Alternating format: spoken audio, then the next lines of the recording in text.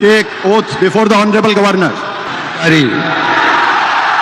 ঈশ্বরের নামে শপথ করিতেছি যে বিধি দ্বারা স্থাপিত ভারতের সংবিধানের প্রতি আমি অকৃত্রিম নিষ্ঠা ও আনুগত্য পোষণ করিব।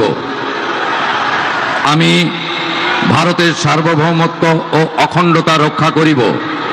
পশ্চিমবঙ্গ রাজ্যের মুখ্যমন্ত্রী রূপে আমার কর্তব্যসমূহ নিষ্ঠাপূর্বক এবং বিবেকসম্মতভাবে নির্বাহ করিব এবং ভয় বা পক্ষপাত প্রীতি বা বিদ্বেষ রহিত হইয়া সকল শ্রেণীর জনগণের প্রতি সংবিধান ও বিধি অনুসারে ন্যায় আচরণ করিব।